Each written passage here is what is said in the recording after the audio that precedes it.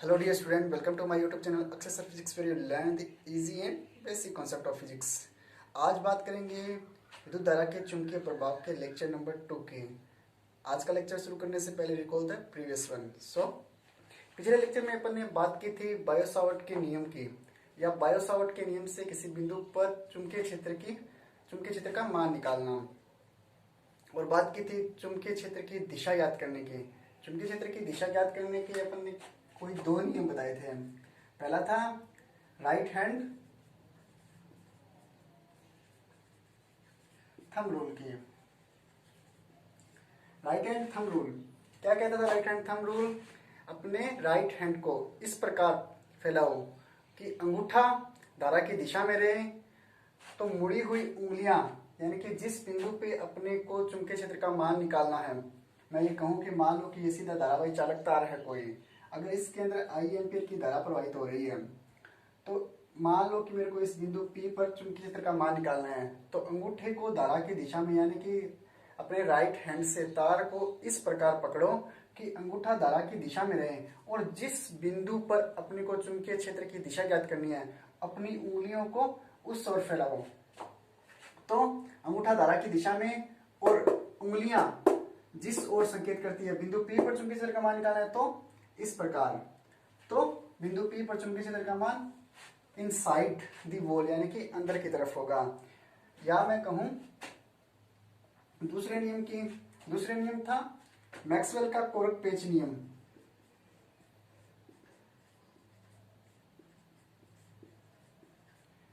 कोरक पेच नियम Maxwell Biot-Savart का नियम ये कहता था कि dB बराबर μ0/4 पाई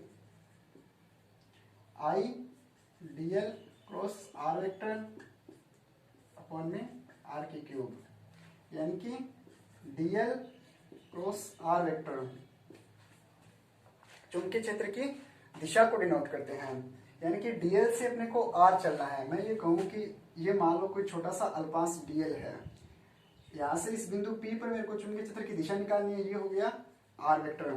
तो dl से r वेक्टर चलना है मेरे को, तो dl से कोरक का पेच नियम, आपने पेच देखा होगा, पेच जब पेच को ठोकते हैं या कसते हैं तो उसको जिस प्रकार घुमाया जाता है, मैं ये कहूं कि dl से r वेक्टर, यानी कि dl से r वेक्टर चलना है। मान लो ये कोई पेच है, अगर इसको मेरे को इस वाल के अंदर लगाना है, तो dl से r वेक्टर इसको इस प्रकार घुमाऊंगा तो ये किस ओर जाएगा? अंदर की ओर जाएगा। तो जिस बिंदु पे अपने को चुंबकीय क्षेत्र की दिशा ज्ञात करनी होती है, उस बिंदु की तरफ क्या पेच को घुमाया जाता है, इस बिंदु पे निकालना है, तो dl से r वेक्टर। अगर मैं ये कहूं कि मेरे को इस बिंदु पे चुंबकीय क्षेत्र की दिशा ज्ञात करनी है, तो ये अब की बार क्या हो जाएगा? r वेक्टर इधर आ जाएगा, dl से r। अब की बार कैसे चलना है? इस प्रकार वापिस, यानी कि एंटी क्लॉकवाइज। तो इस बिंदु P पर चुंबकीय क्षेत्र की दिशा क्या होगी? बाहर आती हुई, यानी कि इनवर्ड्स। और इस बिंदु पे क्या हो जाएगी? अंदर की तरफ। या बात करूं, दोबारा देखना, मैं ये कहूं कि कारक का पेच नियम ये कहता है कि अगर मान लो कि कोई सीधा धारावाही चालक तार है, उसके अंदर आई एम्पियर की धारा प्रवाहित हो रही है, तो आई एम्पियर की धारा प्रवाहित हो, इसके कारण इस बिंदु P पर मेरे को चुंबकीय क्षेत्र की दिशा ज्ञात करनी है। तो चुंबकीय क्षेत्र की दिशा ज्ञात करनी है, इसके लिए छोटा सा अल्पांश बायो-सावर्ट के नियम से अपन सिर्फ और सिर्फ किसी अल्पांश के लिए किसी बिंदु P पर किसी अल्पांश के कारण किसी बिंदु P पर चुंबकीय क्षेत्र का मान निकाल सकते हैं। उसी प्रकार इसी अल्पांश के कारण इस बिंदु पर क्या कर सकता हूं? मैं चुंबकीय क्षेत्र की दिशा ज्ञात कर सकता हूं। तो इस बिंदु पर चुंबकीय क्षेत्र की दिशा क्या हो जाएगी? मैं ये कहूं कि मेरे को dl वेक्टर से r वेक्टर चलना है।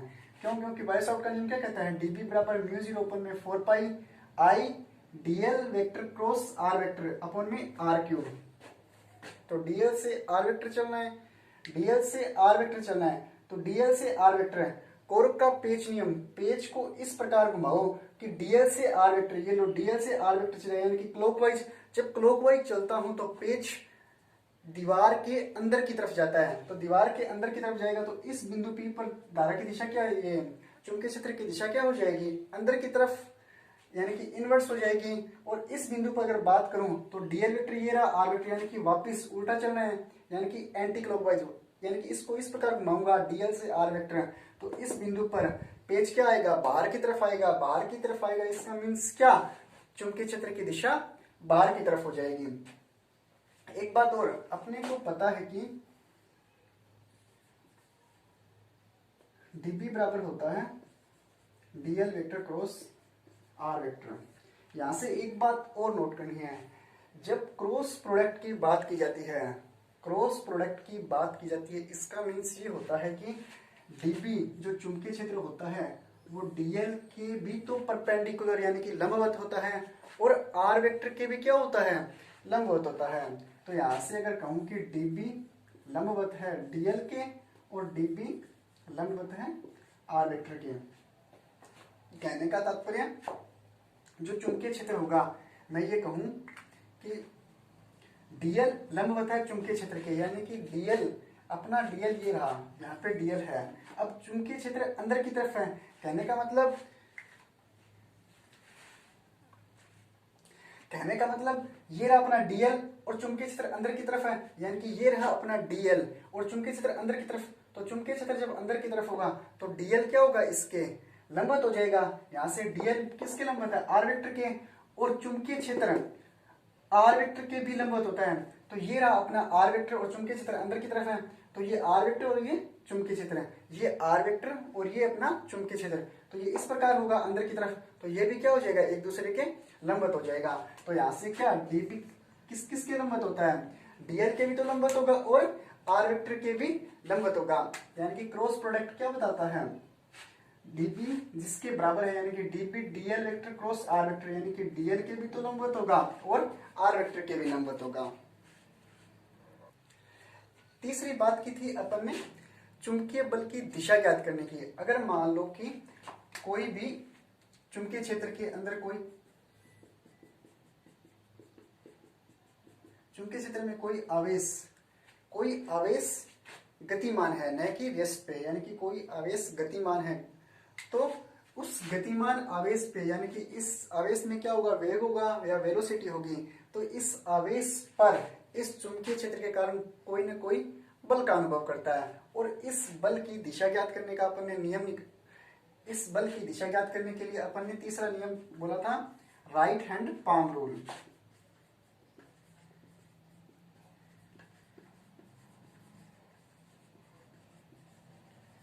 तीसरे बल की बात की थी राइट हैंड के पाम रूल से, यानी कि अपने राइट हैंड को इस प्रकार फैलाओ, अपने राइट हैंड को इस प्रकार फैलाओ कि अंगूठा आवेश के वेग की दिशा में, दोबारा सुनना, अपने राइट हैंड को इस प्रकार फैलाओ कि अंगूठा आवेश के वेग की दिशा में रहे, तथा उंगलियां चुंबकीय क्षेत्र की दिशा को डिनोट करें, चुंबकीय क्षेत्र की दिशा को डिनोट करें। तो हथेली की दिशा में, यानी कि हथेली जिस दिशा में होती है उसके लंबवत क्या लगता है, फोर्स लगता है या चुंबकीय बल लगता है। मैं कहूं कि मान लेते हैं कि ये कोई आवेश है, ये कोई क्या हुआ, वैसे इसकी वेग की दिशा इस तरफ है, चुंबकीय क्षेत्र की दिशा अंदर की तरफ है, तो इस पर बल किस प्रकार लगेगा, ये रहा अपना राइट हैंड हो गया, अंगूठे को चुंबकीय क्षेत्र की दिशा में, अंगूठे को आवेश के वेग की दिशा में, ये रहा अंगूठा आवेश की वेग की दिशा में, उंगलियों को चुंबकीय क्षेत्र, यानी कि चुंबकीय क्षेत्र अंदर की तरफ है, तो ये रहा अंदर की तरफ, वेग इस साइड है, तो ये अंगूठा इस साइड हो गया। तो बल किस साइड लगेगा, ऊपर की हथेली वाली साइड क्या लगता है, बल ऊपर की तरफ लगेगा, ये बल ऊपर की तरफ। इससे नहीं समझ में आता है तो are you slept anyone, then you understood easily, यानी कि आप समझ जाएंगे कि बल किस प्रकार लगता है। मैं ये कहूं कि आवेश के वेग की दिशा में अंगूठे को रखो और उंगलियों को चुंबकीय क्षेत्र की दिशा में रखो, तो हथेली जिस साइड में, यानी कि हथेली का मुंह जिस साइड में होता है उस साइड में क्या लगता है, चुंबकीय बल लगता है। ये तो हुई चुंबकीय क्षेत्र की दिशा या चुंबकीय बल की दिशा ज्ञात करने के नियम। आज बात करते हैं परिमित लंबाई का सीधा धारावाही चालक तार के कारण चुंबकीय क्षेत्र, यानी कि एक परिमित लंबाई का सीधा धारावाही चालक तार है, उसके कारण किसी बिंदु P पर या उसके कारण सभी बिंदुओं पर कितना चुंबकीय क्षेत्र लगता है।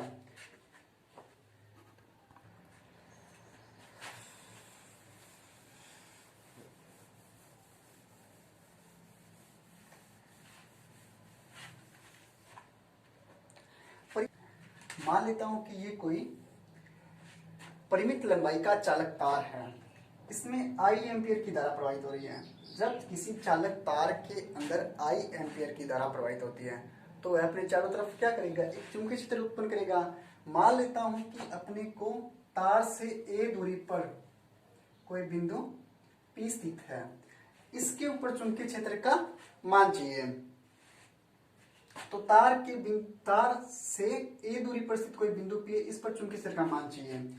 तो पूरे तार के कारण तो मैं इस बिंदु P पर चुंबकीय क्षेत्र का मान निकाल नहीं सकता हूं, लेकिन बायो-सॉवर्ट लॉ ये कहता है कि अगर मान लो कि तार पे कोई अल्पांश dl लें तो उस dl अल्पांश के कारण अपन क्या कर सकते हैं, इस बिंदु P पर चुंबकीय क्षेत्र का मान निकाल सकते हैं। अब एक बात और, इस तार पर मैं dl अल्पांश कहीं भी काट सकता हूँ, मतलब dl अल्पांश यहाँ भी ले सकता हूँ, यहाँ पर भी dl अल्पांश ले सकता हूँ, यहाँ पर भी, यानी कि इस तार पर कहीं पर भी किसी भी बिंदु पर क्या कर सकता हूँ, dl अल्पांश काट सकता हूँ। तो क्या करूंगा मैं, dl अल्पांश क्या हो रहा है यहाँ के लेके जाऊंगा, तो यानी कि इस बिंदु P से इसका मान क्या हो जाएगा, इस बिंदु P से इस थीटा का मान चेंज हो जाएगा।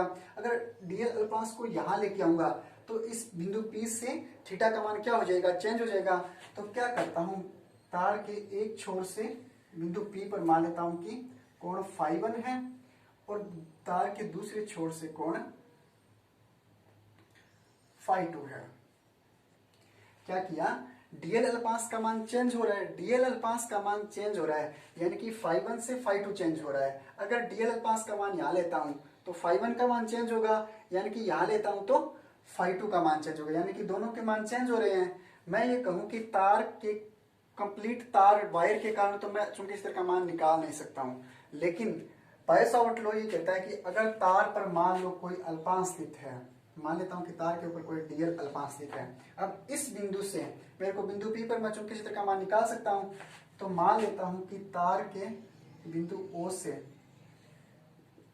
L दूरी पर, तार के बिंदु O से L दूरी पर कोई अल्पांश dl स्थित है, इसके कारण मेरे को इस बिंदु P पर चुंबकीय क्षेत्र का मान निकालना है। तो बायो-सॉवर्ट लॉ क्या कहता है, अगर मान लो कि dl अल्पांश से r दूरी पर स्थित, r दूरी पर कोई बिंदु P है, तो यहां से क्या हो जाएगा, चुंबकीय क्षेत्र का मान dB बराबर μ0 अपॉन में 4 पाई I dl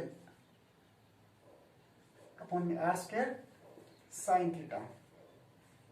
लेकिन मैं थीटा का मान यहां ले लेते हुए थीटा का मान यहां पर लेता हूं, क्यों, इसका रीजन ये है कि अगर मान लो कि मैं थीटा का मान यहां पर लेता हूं, अब dl का मान जैसे जैसे dl का मान चेंज होगा तो dl का मान चेंज होगा तो r का मान भी क्या होगा, चेंज होगा, यानी कि dl अगर नीचे खिसकता है तो r थीटा का मान क्या हो जाएगा, बढ़ता जाएगा। अगर dl ऊपर की तरफ जाता है तो थीटा का मान क्या हो जाएगा, फिर चेंज हो जाएगा। कहने का तात्पर्य थीटा का मान किस में चेंज हो रहा है, φ2 से φ1 में, यानी कि थीटा अगर यहाँ स्थित है इस छोर के ऊपर तो थीटा किसके बराबर हो जाएगा, φ2 के बराबर हो जाएगा। अगर थीटा का मान यहाँ स्थित है इस बिंदु P पर तो थीटा किसके बराबर हो जाएगा, φ1 के बराबर हो जाएगा। इसलिए थीटा का मान कहाँ लेता हूँ, इस बिंदु P पर लेता हूँ। अब थीटा यहाँ आ गया, लेकिन बायो-सॉवर्ट का नियम क्या कहता है कि जो थीटा होता है साइन थीटा में थीटा ये dl वेक्टर और r वेक्टर के मध्य होता है, dl वेक्टर और r वेक्टर के मध्य, यानी कि थीटा कहाँ होना चाहिए, यहाँ होना चाहिए, लेकिन थीटा तो अपन ने यहाँ लिया है तो यहाँ से ये कितना हो जाएगा 90, ये थीटा तो ये कितना हो जाएगा 90 माइनस थीटा हो जाएगा। यानी कि थीटा अगर अपन ने यहाँ लिया है तो इस त्रिभुज से क्या हो जाएगा, ये 90 हो गया, ये थीटा तो ये कितना हो जाएगा 90 माइनस थीटा हो जाएगा।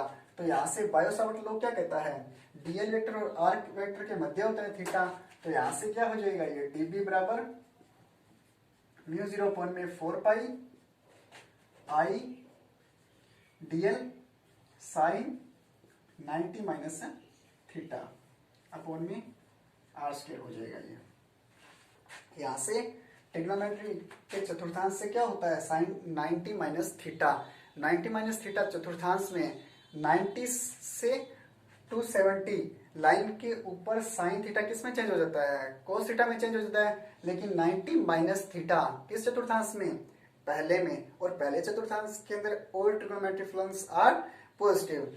सो ये कितना हो जाएगा, dB बराबर μ0 अपॉन में 4 पाई आई डीएल साइन 90 माइनस थीटा किस में चेंज हो जाएगा, कोस थीटा में अपॉन में आर स्क्वायर। अब एक बात और यहाँ पे मैं ये कहूं कि जब भी डीएल का मान चेंज हो रहा है, यानी कि डी इस तार के ऊपर डीएल का मान जैसे जैसे चेंज हो रहा है वैसे वैसे किसका मान चेंज हो रहा है, थीटा का मान चेंज हो रहा है। एक तो थीटा का मान चेंज हो रहा है, लेकिन थीटा के मान के साथ साथ किसका मान चेंज हो रहा है, आर वेक्टर का भी मान चेंज हो रहा है। यानी कि इसकी दूरी भी तो क्या हो रही है, कम ज्यादा हो रही है, यानी कि आर भी क्या होना चाहिए, वेरिएबल होना चाहिए। डीएल वेक्टर अगर इस बिंदु पे स्थित है तो आर वेक्टर का मान कुछ और होगा। अगर मान लो कि मैं ये कहूं कि डीएल का वेक्टर यानी कि अल्पास ओ बिंदु ओ पर स्थित है, तो बिंदु ओ पर स्थित है तो किस आर वेक्टर का मान किसके बराबर हो जाएगा, ए वेक्टर के बराबर हो जाएगा। यानी कि थीटा के साथ साथ आर वेक्टर भी क्या है, वेरिएबल है। लेकिन अपने को अल्पांश के कारण चुंबकीय क्षेत्र कितना है, डीबी बराबर म्यू 0/4 पाई आई डीएल कोस थीटा अपन में आर स्क्वायर है। ये तो हुआ इस छोटे से अल्पांश के कारण, लेकिन अपने को तो पूरे परिमित लंबाई के धारावाही चालक तार के कारण चुंबकीय क्षेत्र का मान चाहिए। तो अब कंप्लीट वायर के लिए अपने को चुंबकीय क्षेत्र का मान चाहिए, तो इसका क्या करेंगे, समाकलन करेंगे। तो यहां से कितना हो जाएगा, डीपी बराबर म्यू 0/4 पाई म्यू 0/4 पाई आई डीएल कोस थीटा अपॉन में आर स्क्वायर।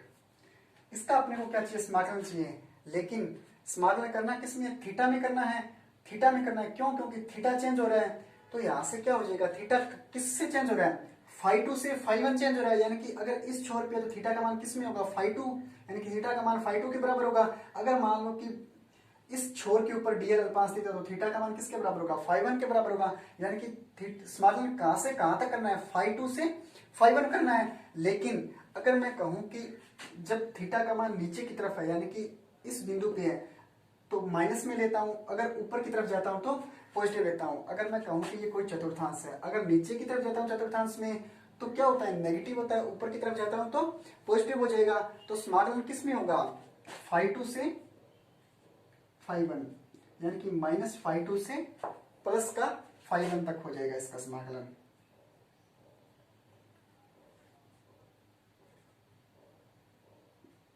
माइनस φ2 से φ1 समाकलन करना है। क्यों, क्योंकि थीटा का मान चेंज किस में हो रहा है, φ2 से φ1 में चेंज हो रहा है। लेकिन थीटा एक तो थीटा वेरिएबल है, लेकिन एक क्या है, आर भी क्या हो रहा है, इसके साथ चेंज हो रहा है। यानी कि आर वेक्टर का मान भी मेरे को किस में चाहिए, थीटा में चाहिए। तो अपने पास त्रिभुज ओ पी, इसको मान लेते हैं कोई भी एस, मान लो कोई भी बिंदु एस है, यानी कि ओ एस और पी कोई त्रिभुज है। तो यहां से अगर मैं आर का मान निकालूं तो निकाल सकता हूं आर का मान। तो मैं ये कहूं कि जो मान अपने को निकालना होता है, मैं ये कहूं कि त्रिभुज से जो मान अपने को निकालना होता है वो आ जाएगा ऊपर। जो निकालना किसका मान है, आर वेक्टर का मान निकालना है त्रिभुज से। त्रिभुज ओ एस पी से, त्रिभुज ओ एस पी से मैं कहूं कि जो मान अपने को निकालना होता है वो ऊपर आ जाएगा। बटे में जो मान दिया है, दिया किसका मान है, ए का मान दिया है, तो ए क्या आ जाएगा, बटा में आ जाएगा इसका, इसके। तो यहां से आर बटा में ए, ट्रिग्नोमेट्री से क्या होता है, आर क्या है यहाँ पे कर्ण, आर कर्ण हो गया, और ए क्या है यहाँ पे आधार। क्योंकि अगर थीटा इसको मानो तो थीटा के सामने वाला क्या होता है, लंब होता है, और नीचे क्या हो जाएगा, ये आधार हो जाएगा। तो यहां से ये क्या हो जाएगा, कर्ण बटे में आधार, कर्ण बटे आधार होता है सेक थीटा, कर्ण बटे आधार से क्या हो जाएगा, सेक थीटा हो जाएगा। तो यहां से आर वेक्टर का मान क्या आ जाएगा, ए सेक थीटा आ जाएगा। आर वेक्टर का मान ए सेक थीटा आ गया। लेकिन कोस थीटा है, अब इसका समाकलन करना है, लेकिन डीएल, अब कोस थीटा का समाकलन डीएल से तो हो नहीं सकता। इसके लिए क्या चाहिए अपने को, डी थीटा भी चाहिए। तो अब डी थीटा का मान भी निकालना है अपने को। तो डी थीटा का मान किस प्रकार निकालूंगा मैं ये कहूं कि अपने पास एल है, अगर मैं एल का मान निकालूं तो यहां से अपने पास डी थीटा का मान आ जाएगा। क्यों, क्योंकि एल का मान निकालूंगा, एल का मान निकालने के बाद उसका अवकलन करूंगा तो अपने पास किसका मान आएगा, डीएल का मान आएगा। अगर अवकलन करूंगा तो अगर उसके साथ थीटा का कोई रूप होगा तो उसके साथ क्या आ जाएगा, डी थीटा आ जाएगा। तो यहां से मैं एल का मान निकालता हूं।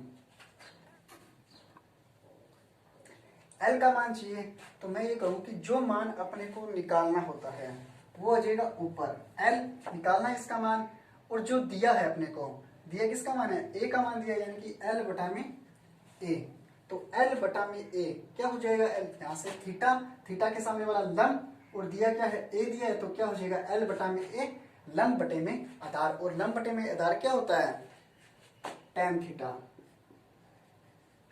टेन थीटा हो जाएगा, यहाँ से एल बराबर क्या हो जाएगा, ए टेन थीटा।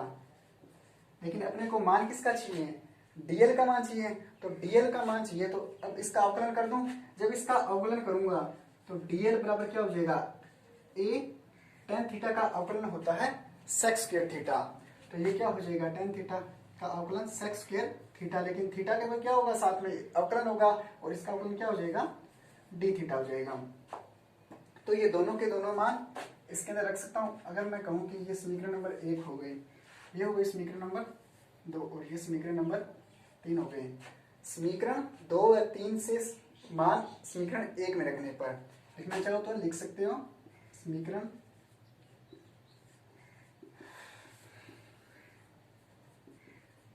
समीकरण 1 में रखने पर, समीकरण 1 में रखता हूं तो क्या हो जाएगा, b बराबर db का समाकलन क्या हो जाएगा, b हो जाएगा, समाकलन किसका करना है, -φ2 से प्लस का φ1, क्यों, क्योंकि चेंज क्या हो रहा है, थीटा चेंज हो रहा है, किस रूप में चेंज हो रहा है, φ2 से φ1, अगर φ2 हो तो इसके एक छोर पे आ जाएगा, अगर φ1 हो तो दूसरे छोर पे आ जाएगा, तो यहाँ से μ0 अपॉन में 4 पाई आई बाहर आ जाएगा, डीएल का मान ए सेक स्क्वायर थीटा, तो ये हो जाएगा ए सेक स्क्वायर थीटा, ये हो जाएगा कोस थीटा, अपॉन में आर स्क्वायर का मान कितना दे रखा है, ए सेक थीटा, अगर स्क्वायर करूंगा इसकी तो ये हो जाएगा ए स्क्वायर सेक स्क्वायर थीटा, और ये रहा डी थीटा। अब इसका समाकलन कर सकता हूं मैं, तो समाकलन क्या हो जाएगा, लेकिन जो चीज पहले कट रही है वो काट देते हैं, सेक स्क्वायर थीटा से सेक स्क्वायर थीटा, एक ए से एक ए कैंसिल हुआ, क्या बचा, b बराबर समाकलन -φ2 से प्लस का φ1, μ0 अपॉन में 4 pi I cos theta D theta upon में ए, इसका समाकलन करना है अपने को।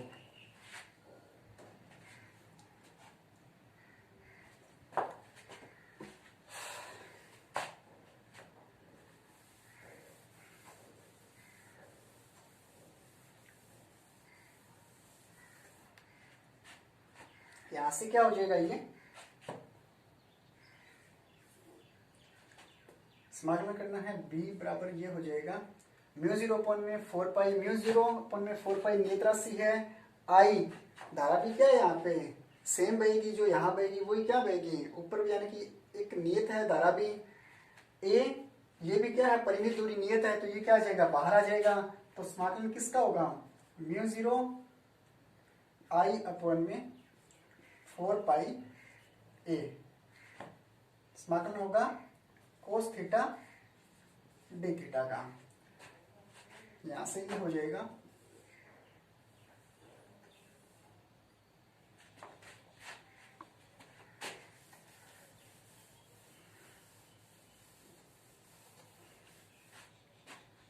ये हो जाएगा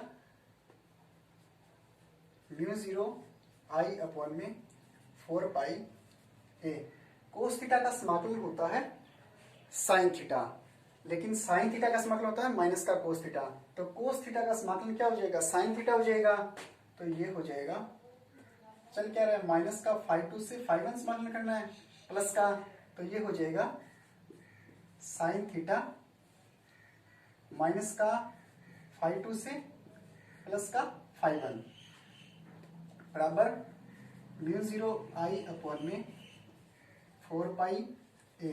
समाकलन का नियम क्या कहता है, पहले upper limit minus low limit, तो ये हो जाएगा साइन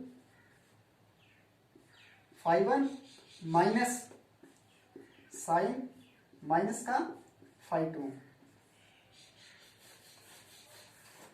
अब sine minus theta, sine minus theta minus sine theta होता है, तो ये कितना हो जाएगा म्यू जीरो आई अपॉन में 4 pi A sine φ1 sine minus theta minus का साइन थीटा, तो ये माइनस माइनस साइन φ2 हो जाएगा। ये बाहर आएगा तो ये हो जाएगा b बराबर म्यू जीरो आई अपॉन में 4 पाई ए साइन φ1 प्लस में साइन φ2। ये हो गया किसी परिमित लंबाई के तार के कारण किसी बिंदु P पर चुंबकीय क्षेत्र का मान है। ये तो हुआ इस तार के कारण इस बिंदु P पर चुंबकीय क्षेत्र का मान। अब बात करता हूं इसकी कुछ विशेष स्थितियों की।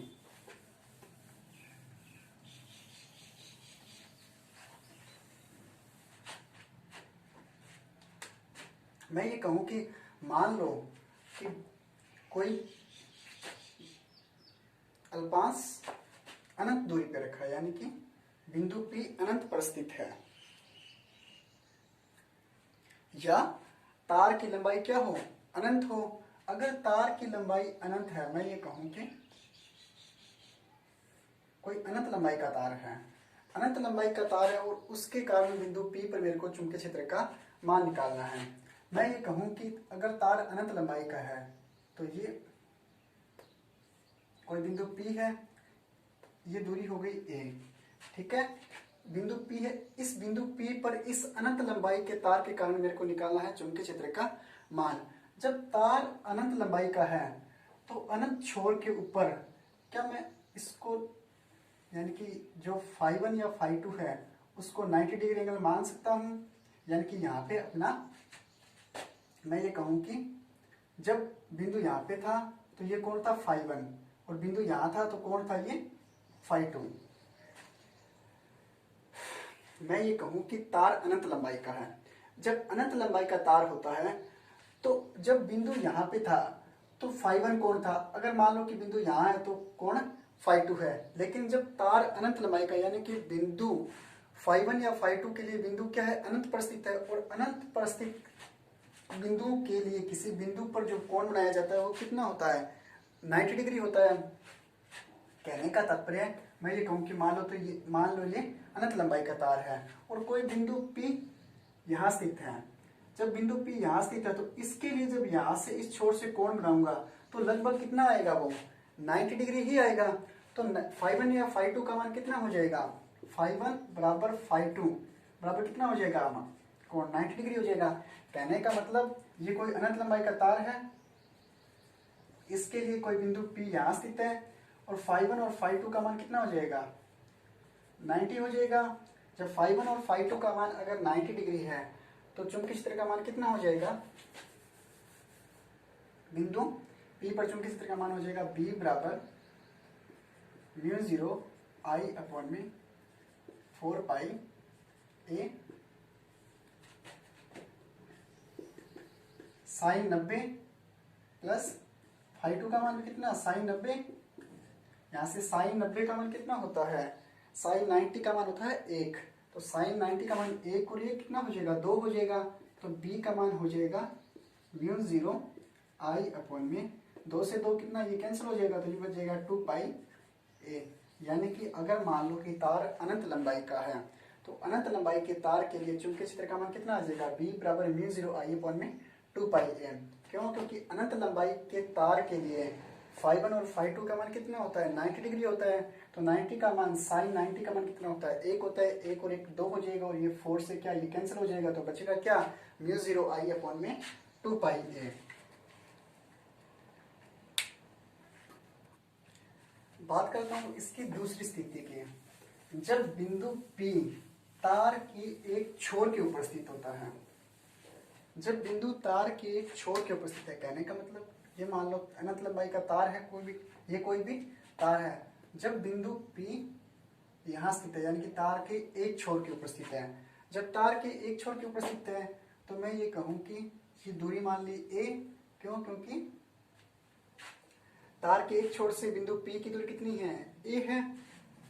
इसमें I एम्पीयर की धारा प्रवाहित हो रही है और एक छोर से ये मान लो कोण φ1 है। ये कोण φ1 हो गया और अपने को पता है कि φ2 का मान कितना हो जाएगा? 0 डिग्री हो जाएगा। φ2 का मान 0 डिग्री हो जाएगा। तो यहां से B बराबर μ0 I अपॉन में 4 पाई a साइन φ1 प्लस साइन φ1 का मान तो φ1 रह गया, लेकिन φ2 का मान कितना हो गया? 0 डिग्री हो गया। क्यों? क्योंकि दूसरे छोर के ऊपर स्थित है। तो अगर मैं ये कहूं कि ये φ1 था और ये φ2 था, जब नीचे की यानी कि बिंदु P यहाँ स्थित हो गया तो φ1 का मान कितना हो गया? 0 डिग्री हो गया। तो यहाँ से φ2 का मान जब 0 डिग्री रखूंगा तो साइन 0 का मान कितना होता है? 0 होता है। तो B बराबर μ0 I अपॉन में 4 पाई a साइन φ1। अब φ1 में तो अपने को मान चाहिए नहीं, इसलिए साइन φ1 का मान अगर मैं त्रिभुज से निकालूं तो मान लो ये PQR त्रिभुज है। PQR त्रिभुज है और मेरे को साइन φ1 का मान चाहिए। तो कोण के जस्ट सामने क्या होता है? लंब होता है। तो कोण के जस्ट सामने लंब हो गया।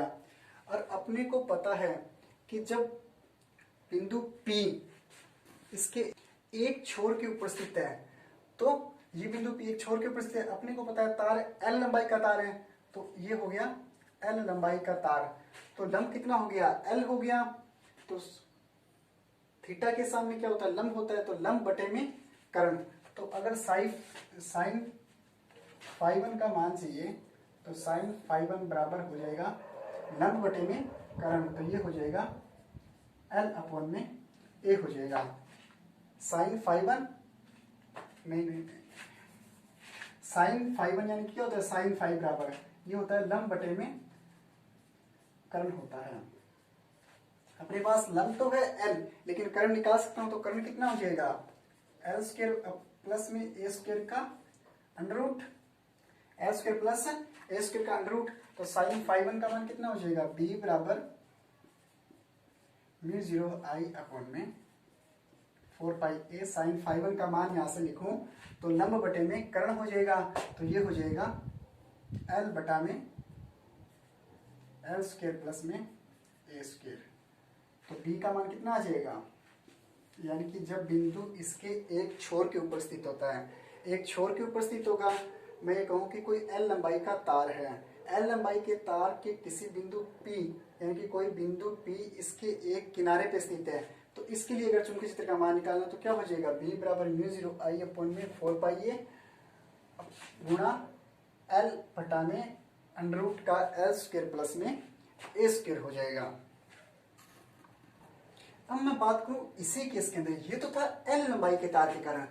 L लंबाई के तार के कारण इसके एक छोर से बिंदु P पर चुंबकीय क्षेत्र का मान। अगर मैं कहूं कि तार की लंबाई अनंत है, तार की लंबाई अनंत है यानी कि अनंत लंबाई का तार है, उसके एक छोर के कारण बिंदु P पर चुंबकीय क्षेत्र का मान चाहिए। तो अगर तार की लंबाई अनंत है तो तार की लंबाई अनंत है और उसके एक छोर से मैं कहूं कि मान लो यहाँ पे अनंत है, तो यहाँ अनंत हो गया। इसके लिए बिंदु P पर मेरे को चुंबकीय क्षेत्र का मान चाहिए।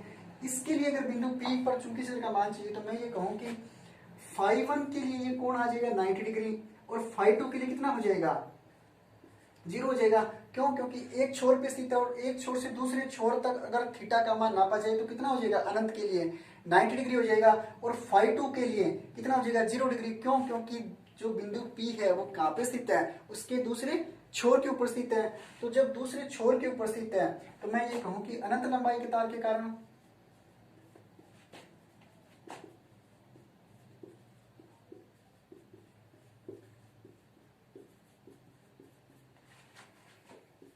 बिंदु P एक छोर पे स्थित है,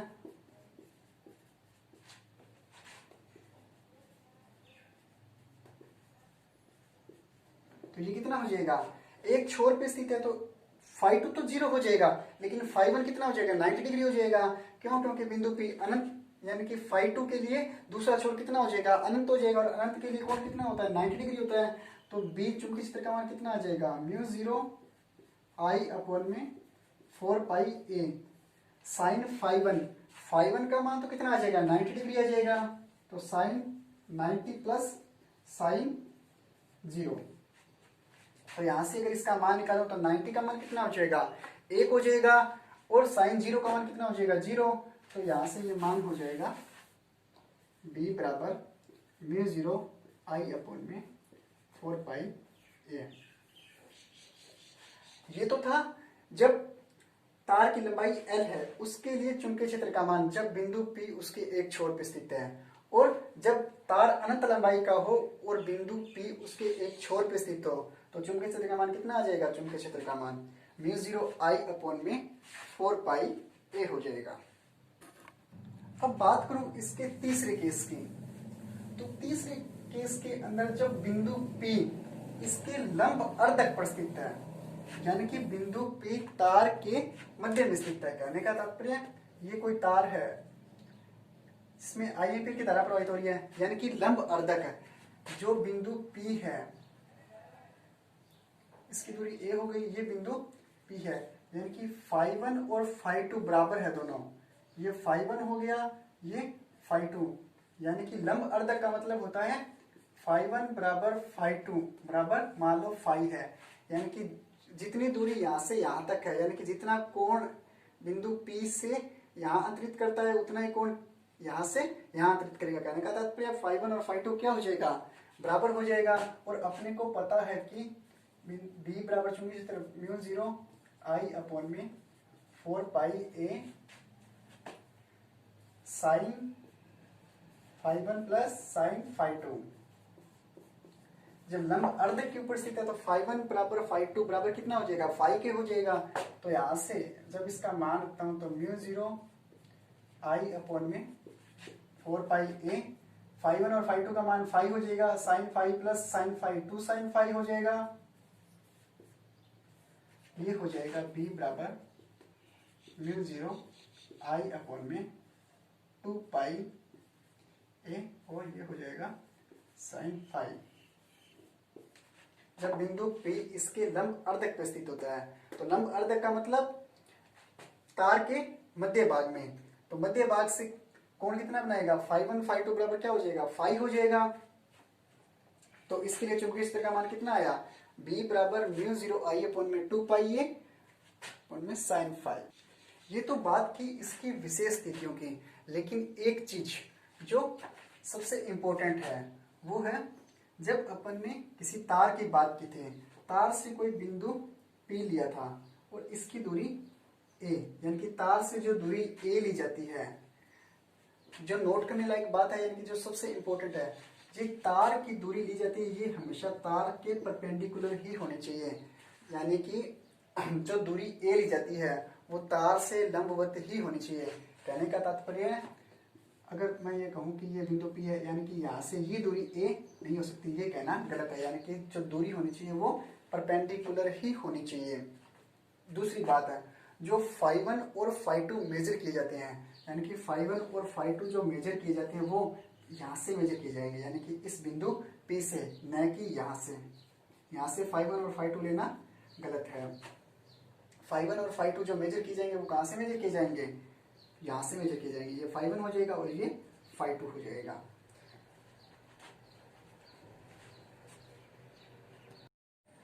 अब बात करता हूं इसके ऊपर आधारित कुछ न्यूमेरिकल की। दिया है एक ए भुजा वाले वर्गाकार धारावाही फ्रेम एबीसीडी के केंद्र O पर चुंबकीय क्षेत्र ज्ञात करें, जबकि फ्रेम में I एम्पियर की धारा प्रवाहित हो रही है। अगर इसकी फिगर की बात करूं तो ये हो जाएगा, कोई भी वर्ग है यानी कि वर्ग आकार का कोई, ये हो गया भुजा इसकी ए है, इसके केंद्र पर अपने को चुंबकीय क्षेत्र का मान चाहिए। इसके अंदर मान लेता हूं I एम्पियर की धारा इस डायरेक्शन के अंदर बह रही है, केंद्र O पर चुंबकीय क्षेत्र का मान चाहिए, तो केंद्र O पर चुंबकीय क्षेत्र का मान क्या हो जाएगा? अगर मैं ये कहूं, मान लेता हूं केंद्र O है, केंद्र O मान लो, या अपन ने जब इसके सूत्र की स्थापना की थी, यानी कि जब इसका सूत्र विकसित किया तो इसको बिंदु P माना था, लेकिन इसके अंदर इसने क्या कह दिया, बिंदु P पर बिंदु O पर चुंबकीय क्षेत्र का मान, या इसको कर लो केंद्र P पर चुंबकीय क्षेत्र का मान चाहिए। तो बिंदु P पर अगर चुंबकीय क्षेत्र का मान चाहिए तो मैं ये कहूं ये दूरी कितनी हो जाएगी, ये कंप्लीट दूरी A है, तो केंद्र से भुजा की लंबाई कितनी हो जाएगी, a/2 हो जाएगी। तो ये कितना हो जाएगा, a/2। ये होता है वर्गाकार है, तो इसके प्रत्येक भुजा एक दूसरे के ऊपर क्या होती है, परपेंडिकुलर होती है, लंबवत होती है। तो जब इसके ऊपर मैं ये भुजा हो जाएगी, ये हो जाएगा 45 डिग्री, ये भी कितना हो जाएगा 45 डिग्री। क्यों? क्योंकि जब ये कंप्लीट 90 डिग्री है, और जब इसके एक विकर्ण डालता हूं मैं, जब भुजा के ऊपर, कहने का तात्पर्य ये कोई वर्ग है, ये हो गया इसका केंद्र,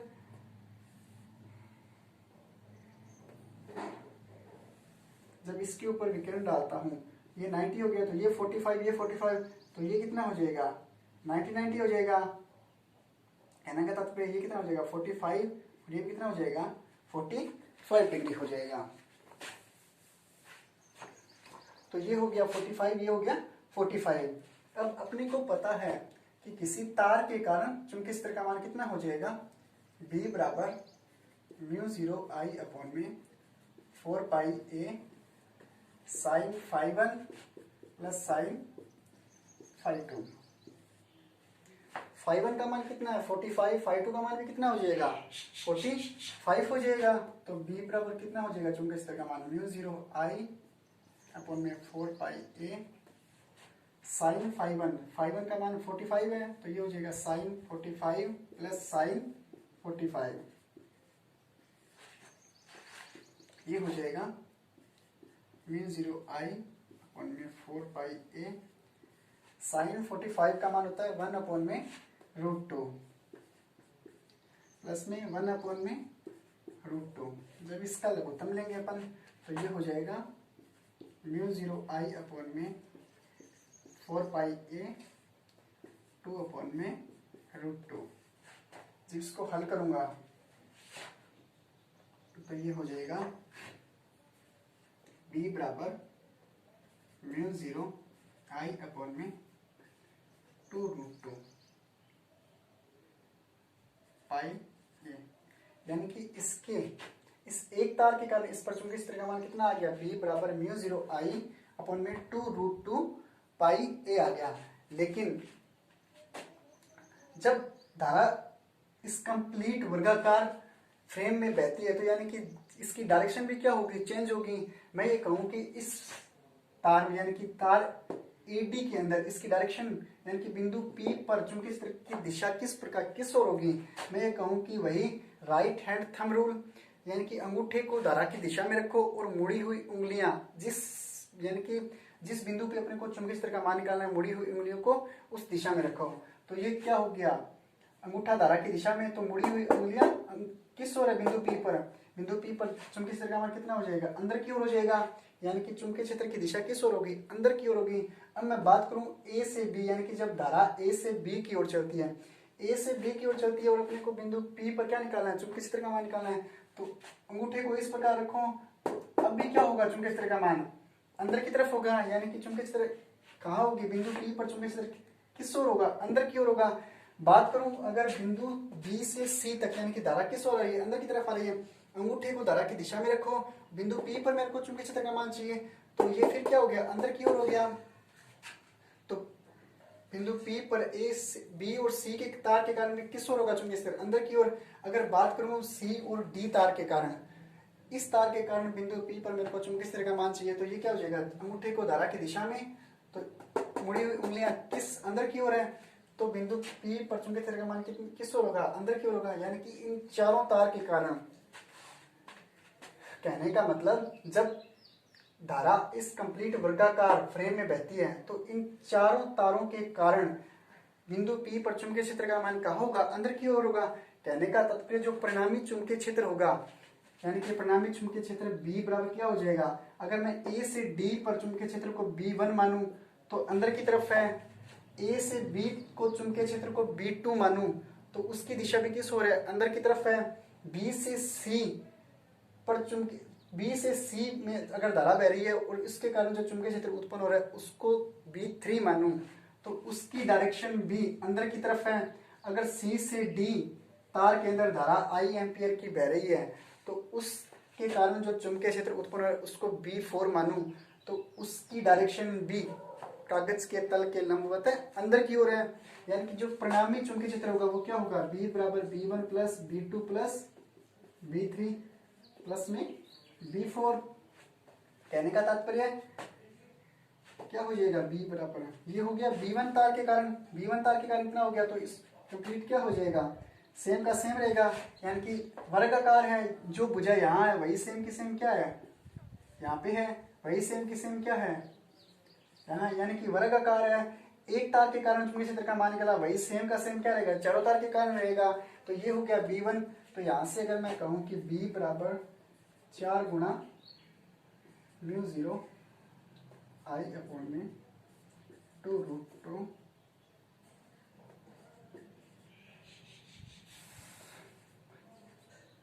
यानी कि जो चुंबकीय क्षेत्र होगा वो 4 गुणा μ0 I अपॉन में 2√2 पाई हो जाएगा। क्यों, क्योंकि वर्गाकार है, इसकी प्रत्येक भुजा के लिए जो चुंबकीय क्षेत्र मानेगा वही सेम चारों तारों के लिए आएगा।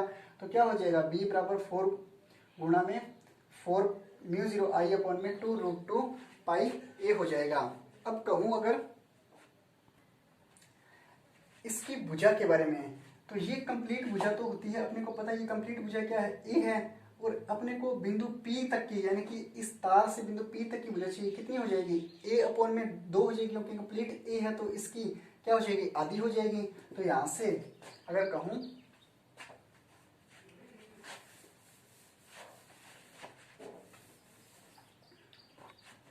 तो क्या हो जाएगा इसके लिए चुंबकीय क्षेत्र B बराबर 4 अपॉन में μ0 I अपॉन में 2√2 पाई A क्या हो जाएगा, कंप्लीट है A लेकिन इतना ही चाहिए अपने को, तो क्या हो जाएगा A बटा में 2। तो ये हो जाएगा B बराबर, इसको इससे कैंसिल हुआ तो ये हुआ 2√2 μ0 I अपॉन में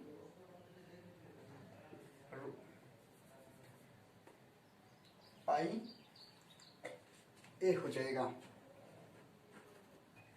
जब इसका मान रखता हूं तो B बराबर हो जाएगा 2√2 μ0 का मान 4 पाई इंटू 10⁻⁻7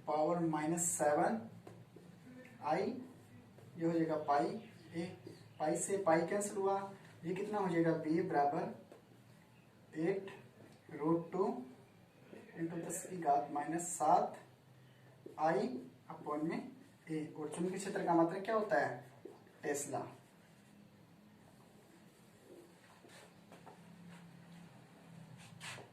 जो कि क्या है, इस कंप्लीट फ्रेम, वर्गाकार फ्रेम के कारण इसके ऊपर चुंबकीय क्षेत्र का मान है, जब इसके अंदर I एम्पियर की धारा प्रवाहित हो रही है। इसी के साथ आज का लेक्चर यहीं समाप्त करता हूं। आशा करता हूं आज जो भी आपको समझाया वो अच्छे से समझ में आ गया होगा। आज अपन ने बात की थी बायो-सावर्ट के नियम से किसी परिमित लंबाई के कारण बिंदु P पर चुंबकीय क्षेत्र का मान निकालना था, इसकी विशेष स्थितियों की। तो thanks for watching my video.